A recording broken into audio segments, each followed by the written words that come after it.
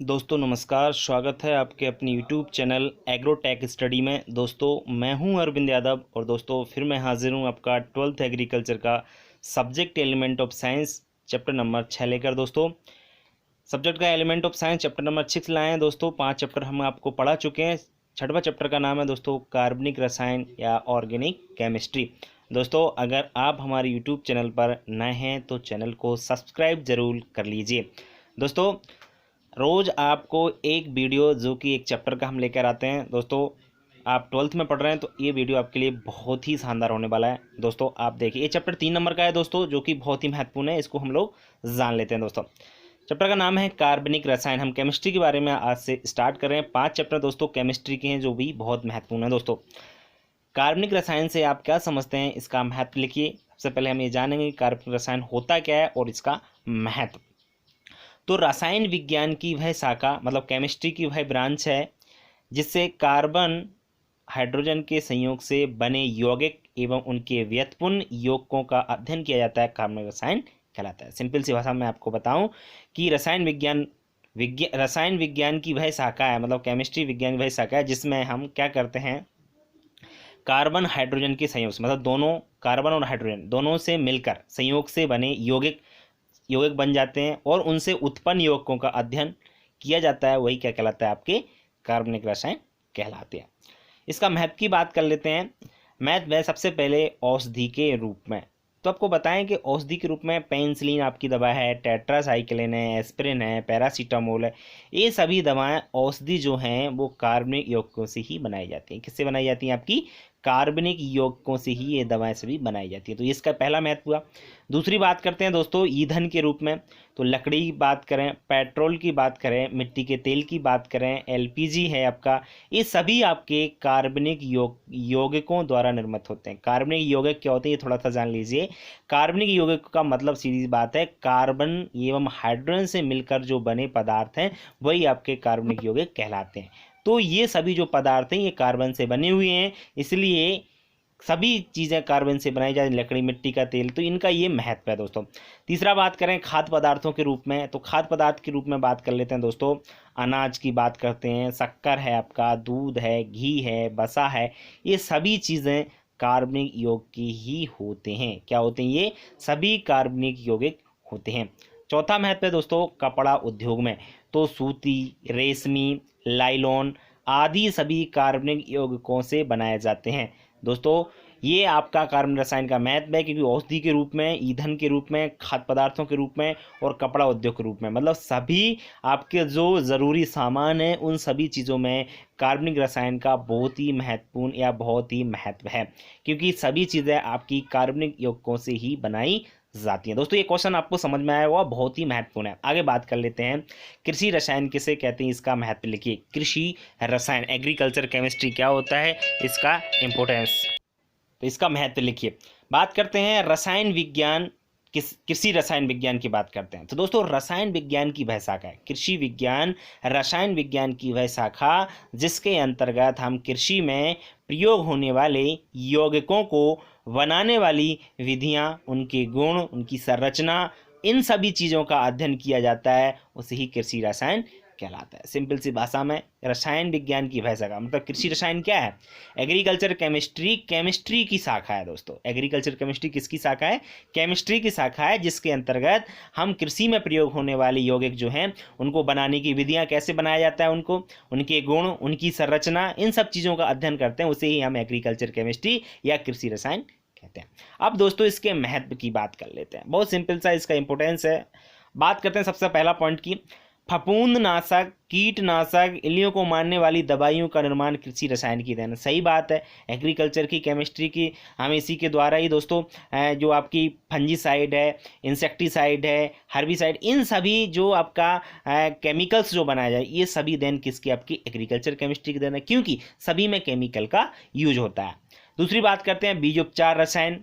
बीज एवं फलों तथा अनाज के परिरक्षण में प्रयुक्त रसायन का निर्माण, ये सब कृषि रसायन की देन है। बिल्कुल दोस्तों, दूसरा पॉइंट जो आपका है बीजोपचार, आपका जो आपकी फंजीसाइड से आप बीज उपचार करते हो, सीड ट्रीटमेंट बोला जाता है। फल, बीज एवं फलों को, अनाज को परिरक्षण करने में आप केमिकल के यूज करते हो। तो ये सब चीज़ जो है किसकी है? एग्रीकल्चर केमिस्ट्री की ही देन है, क्योंकि इन सभी में आपका केमिकल का यूज यानी रसायन का यूज किया जाता है।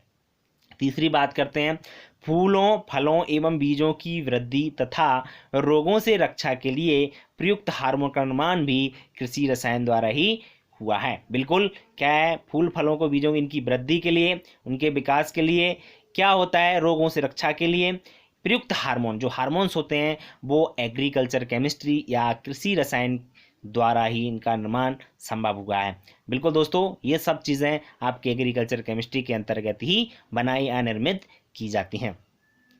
चौथा पॉइंट है दोस्तों, पौधों के लिए प्रयुक्त उर्वरक। पौधों के लिए प्रयुक्त उर्वरक जैसे आपका यूरिया है, सुपर फास्फेट है, कैल्शियम अमोनियम नाइट्रेट जिसको कैन या किसान खाद के नाम से जाना जाता है वो है, अमोनियम सल्फेट है, आदि का निर्माण भी कृषि रसायन द्वारा ही हुआ है। जितने भी दोस्तों फर्टिलाइज़र हैं, इन फर्टिलाइज़र का जो निर्माण हो रहा है वो सब एग्रीकल्चर केमिस्ट्री के द्वारा ही हुआ है दोस्तों। इन सब चीज़ों का महत्व है, आपका एग्रीकल्चर केमिस्ट्री का महत्व आप लोगों ने जाना दोस्तों। ये क्वेश्चन भी बहुत महत्वपूर्ण था दोस्तों। आगे बात करते हैं, जो क्वेश्चन है समूह किसे कहते हैं, इसके प्रकार लिखिए। समूह को दोस्तों मूलक के नाम से भी जाना जाता है, इस चीज़ का आप विशेष ध्यान रखें। कार्बनिक यौगिक दो भागों से मिलकर बने होते हैं। कार्बनिक यौगिक कितने भागों से मिलकर बने होते हैं?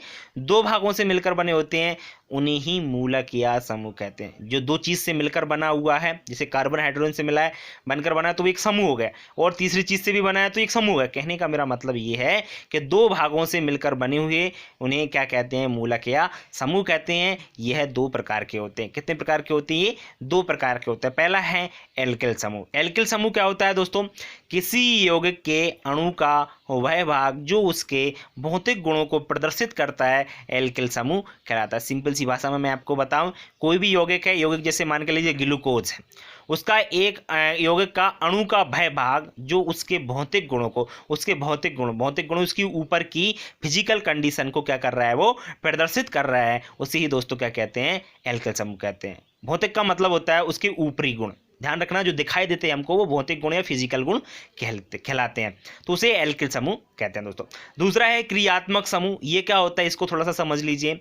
किसी यौगिक के अणु का वह भाग, कोई भी आपका यौगिक है उसका अणु का वह भाग जो उसके रासायनिक गुणों को प्रदर्शित करता है। कौन से गुणों को प्रदर्शित करता है? रासायनिक गुणों को प्रदर्शित करता है, क्रियात्मक समूह कहलाता है। सिंपल सी बात है दोस्तों, उसके जो केमिकली गुण होते हैं, रासायनिक गुण होते हैं, अंदर के गुण कह सकते हैं, उन गुणों को अगर वो प्रदर्शित करता है तो वह आपका क्रियात्मक समूह कहलाता था दोस्तों। ये क्वेश्चन बहुत ही महत्वपूर्ण है, कई बार पूछा जा चुका है। इनकी डेफिनेशन, एल्किल समूह और क्रियात्मक समूह की, ये चीज़ आपको जरूर याद होना चाहिए दोस्तों।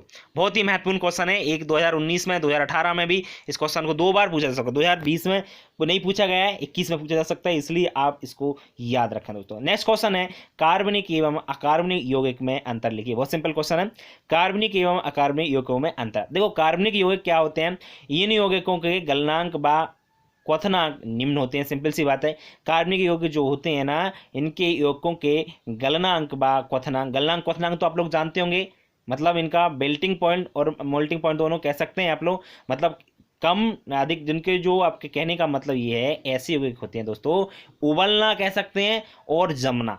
समझ में आया ना? क्वथनांक का मतलब होता है उबलने लगते हैं, मतलब टेम्परेचर पर, आपके कम टेम्परेचर पर ही उबलने लगते हैं, और गलनांक मतलब कम टेम्परेचर पर ये जम जाते हैं। अकार्बनिक यौगिक, इनकी यौगिकों के गलनांक व क्वथनांक उच्च होते हैं। उच्च मतलब अधिक टेम्परेचर इनको आवश्यकता जरूरत पड़ती है, गलनांक मतलब कम आप कह सकते हैं। दूसरा दोस्तों, ये यौगिक जल में अविलय किंतु कार्बनिक विलायकों में क्या होते हैं? विलय होते हैं। विलय और अविलय का मतलब तो आप लोग अच्छी तरह जानते हैं, मतलब घुल जाना और नहीं घुलना। अब विलय का मतलब घुल जाना और अविलय का मतलब घुलना, और ये आपके अलग, मतलब जस्ट इसका अपोजिट आप लोग कर लीजिए। तो ये कार्बनिक यौगिक और अकार्बनिक यौगिकों में दोस्तों क्या था? आपका अंतर था, जो कि बहुत ही महत्वपूर्ण है दोस्तों। नेक्स्ट बात करते हैं कार्बन की विशेषताएं की बात करते हैं। कार्बन जो होता है उसकी विशेषताओं की। कार्बन की विशेषताएं निम्नलिखित हैं। कार्बन कार्बन परमाणु आपस में सहसंयोजक बंधों द्वारा जुड़कर लंबी शाखा युक्त सक्रिय श्रृंखला बना लेते हैं। दोस्तों, कार्बन कार्बन परमाणु मतलब सी बंद सी, मतलब बॉन्ड जो होता है बीच में वो, मतलब ऐसे करके संयोजक साथ में आपके क्या करते हैं, लंबी जोड़कर नहीं है, लंबी श्रृंखला, सक्रिय श्रृंखला बना लेते हैं। बिल्कुल, कार्बन से कार्बन जुड़ जाता है, कार्बन से कार्बन, इस तरह से बहुत लंबी आपकी श्रृंखला बना लेते हैं। ये इनकी एक विशेषता है, किसकी, कार्बन की। दूसरी विशेषता है दोस्तों, कार्बन कार्बन के बंध, मतलब जो बॉन्ड ऊर्जा उच्च होती है, इनकी जो बॉन्ड ऊर्जा होती है ना वो हाई होती है। मतलब बीच में जो बॉन्ड लगा रहता है ना, सी और सी के बीच में, मतलब कार्बन कार्बन के बीच में जो बॉन्ड लगा रहता है ना, उसकी ऊर्जा जो होती है ना अधिक होती है, उच्च होती है। इस कारण इनमें श्रृंखलन गुण अधिक पाया जाता है, इसलिए ये श्रृंखला लंबी बना लेते हैं, क्योंकि उनका जो बॉन्ड होता है ना उसकी ऊर्जा अधिक होने के कारण ये बहुत लंबी श्रृंखला बना लेते हैं, इसलिए इनमें श्रृंखलन का क्या पाया जाता है, गुण अधिक पाया जाता है। समझ में आया दोस्तों ये वाला पॉइंट भी आपको। तीसरा बात करते हैं, कार्बन तथा हाइड्रोजन परमाणु की विद्युतताओं, मतलब उसकी इलेक्ट्रिसिटी में कोई विशेष अंतर नहीं होता, इसलिए कार्बन हाइड्रोजन बॉन्ड में भी ध्रुवण नहीं होता। बिल्कुल, क्योंकि कार्बन से हाइड्रोजन क्यों जुड़ जाता है, इसी कारण जुड़ता है, वो उसी में आपकी क्या बना जाता है, श्रृंखला बना लेता है। क्यों, क्योंकि इनकी जो परमाणुओं की विद्युतताओं में कोई अंतर नहीं होता, विशेष अंतर नहीं होता। जब इनकी इलेक्ट्रिसिटी में कोई अंतर नहीं होता तो ये एक दूसरे ध्रुवण नहीं है। ध्रुवण का मतलब होता है दोस्तों, ये एक दूसरे से दूर नहीं भागते हैं, बल्कि ये चिपकते हैं। तो इसी कारण कह सकते हैं ये आपकी कार्बन की विशेषता है। दोस्तों ये 3 विशेषता थी कार्बन की, जो कि पूछी गई है 2018 में, इसलिए आप लोग इसको ध्यान रखें दोस्तों। आगे बात करते हैं नेक्स्ट क्वेश्चन की, सजातीय श्रेणी किसे कहते हैं, सजातीय श्रेणी की विशेषताएं लिखिए। सजातीय श्रेणी क्या होता है और इसकी विशेषता है दोस्तों। सिंपल सी भाषा में आपको समझा देता हूं, समान क्रियात्मक समूह वाले यौगिकों के सदस्यों की बढ़ते हुए अणुभार के क्रम में बनाई गई श्रेणी सजातीय श्रेणी कहते हैं। दोस्तों समान क्रिया मतलब एक समान उनके क्रियात्मक समूह, समूह कैसे होने चाहिए, समान वाले यौगिक, कोई भी यौगिक हो सकते हैं आपके, सदस्यों की बढ़ते हुए अणुभार के क्रम में, अणुभार उनके क्या होना चाहिए, बढ़ते क्रम में। जैसे मैंने उदाहरण में आपको बताया है, समझा दूंगा अभी, श्रेणी सजातीय श्रेणी कहलाती है। वो क्या कहलाती है, आपकी सजातीय श्रेणी कहलाती है। बहुत सिंपल सी भाषा में समझिए, समान क्रियात्मक समूह है और जो सदस्य यौगिक उनके अणुभार क्या है, बढ़ते क्रम में लिखना होता है, वही आपकी क्या होती है, सजातीय श्रेणी। जैसे हम उदाहरण में बात करें, हमने इसमें लिया है आपका एल्कोहल श्रेणी को। देखो एल्कोहल श्रेणी में सबसे पहले CH3OH मतलब आपका बॉन्ड रहेगा OH है, इसको मैथिल एल्कोहल बोलते हैं। इसको क्या है आपका, एल्कोहल श्रेणी में मैथिल एल्कोहल का जो आपका CH3OH है। दूसरा दोस्तों एथिल एल्कोहल की बात करते हैं, CH3 CH2 और OH, इसमें आपका एक क्रम जो है बढ़ गया अणुभार का, बढ़ा कि नहीं बढ़ा, क्या बढ़ गया आपका CH2। दूसरा बात करते हैं प्रोपेल एल्कोहल की, प्रोपेल एल्कोहल में दोस्तों CH3 CH2 और OH, मतलब एक और इसमें अणुभार बढ़ा दिया आपका। तो कहने का मतलब अणुभार के क्रम में बनाई गई श्रेणी जो आपके यौगिकों के सदस्यों की बढ़ते हुए अणुभार, बढ़ता हुआ आपका अणुभार, इसमें CH2 जो आ गया, तो आपका ये प्रोपेल एल्कोहल को। अब बात करते हैं इनकी विशेषताओं की। सबसे पहला विशेषता है दोस्तों, श्रेणी का प्रत्येक सदस्य सजात कहलाता है। श्रेणी जो आपका एल्कोहल श्रेणी है तो इसका प्रत्येक जो सदस्य होगा, चाहे एथिल एल्कोहल हो, चाहे मैथिल एल्कोहल, चाहे प्रोपेल एल्कोहल, वो सभी क्या कहलाएगा, सजात। क्या होता है ये, सजात कहलाता। दूसरी बात करते हैं, श्रेणी के 2 क्रमागत सदस्यों में CH2 का समान अंतर होता है। बिल्कुल देखो आपका मैथिल एल्कोहल में CH3OH है, एथिल एल्कोहल में CH3 CH2OH है, मतलब एक CH2 का क्या आ गया, इसमें अंतर आ जाता है। तीसरी विशेषता है दोस्तों, श्रेणी के सभी सदस्यों को एक ही सामान्य विधि द्वारा बनाया जाता है। कहने का मतलब इनको बनाने की जो विधि होती है वो समान होती है। चौथा पॉइंट है, श्रेणी के सभी सदस्यों में एक सा क्रियात्मक समूह होता है, इसलिए इनके गुण भी क्या होते हैं, सामान्य होते हैं, मतलब समान होते हैं। समझ में आया दोस्तों, इनके गुण भी क्या होते हैं, अधिकांश समान होते हैं, क्योंकि बनाने की विधि भी क्या होती है, इनकी समान होती है, इसलिए।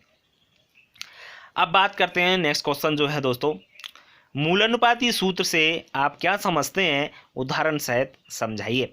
मूलानुपाती सूत्र से आप क्या समझते हैं, उदाहरण सहित समझाइए। दोस्तों वह सूत्र जो किसी यौगिक के एक अणु में उपस्थित विभिन्न तत्वों के परमाणु के अपेक्षित अनुपात को व्यक्त करता है, मूलानुपाती सूत्र कहलाता है। सिंपल सा क्वेश्चन है, वह सूत्र मतलब कोई सूत्र है यौगिक के एक अणु में, मतलब यौगिक का एक अणु ले लीजिए, किसी भी, जैसे आप ग्लूकोज का एक अणु ले लीजिए, उसमें उपस्थित विभिन्न तत्व, उसमें कोई भी तत्व आपका उपस्थित हो सकता है, परमाणु के अपेक्षित अनुपात को ही व्यक्त करता है, वही आपका मूलानुपाती सूत्र कहलाता है। दोस्तों उदाहरण के तौर पर ग्लूकोज का आपका CH2 मूलानुपाती सूत्र क्या होता है, ग्लूकोज का CH2O, एसिटिक अम्ल का क्या होता है मूलानुपाती सूत्र CH2O, और बेंजीन का क्या होता है आपका CH। दोस्तों ये आपके क्या मूलनपाती सूत्र, मैंने कुछ उदाहरण में दिए हैं, ये आपका मूलनपाती सूत्र होता है और कुछ नहीं। इसके द्वारा कुछ आपके क्या होते हैं, कुछ मतलब फॉर्मूले जो आपका बनाए जाते हैं, इनके द्वारा कुछ सवाल जो है आगे किए जाते हैं, सवाल इसमें पूछे नहीं जाते, इसलिए मैंने आगे नहीं बताया, आज के लिए इतना ही बताया। दोस्तों ये चैप्टर जो कार्बनिक रसायन है बहुत ही महत्वपूर्ण है, आपके एग्जाम में कई बार पूछा जाता है। इससे क्वेश्चन आपका 3 नंबर का क्वेश्चन पूछा जाएगा, आप लोग इसको अच्छी तरह समझ गए होंगे तो याद कर लीजिए। कहीं समझ में नहीं आया हो तो आप लोग हमारे कमेंट बॉक्स में लिखकर बता सकते हैं। दोस्तों वीडियो कैसा लगा लाइक जरूर करें, वीडियो को अपने दोस्तों को शेयर करना बिल्कुल ना भूलें, और अगर आप हमारे यूट्यूब चैनल पर नए हैं तो सब्सक्राइब जरूर कर लें, बेल आइकन को दबाना बिल्कुल ना भूलें, जिससे आपको नए वीडियो का नोटिफिकेशन सबसे पहले मिल सके। दोस्तों कहीं भी किसी को डाउट होता है तो आप जरूर कमेंट बॉक्स में लिखकर पूछा करें कि आपको ये समझ में नहीं आया है, और वीडियो को पूरा देखा करें दोस्तों, जिससे आपको पूरी तरीके से इसकी नॉलेज हो सके। दोस्तों कल नेक्स्ट चैप्टर हम लेके आएंगे जिसमें आपको नेक्स्ट पढ़ाएंगे। आज के लिए इतना ही दोस्तों, वीडियो कैसा लगा लाइक जरूर करें। नमस्कार दोस्तों, धन्यवाद।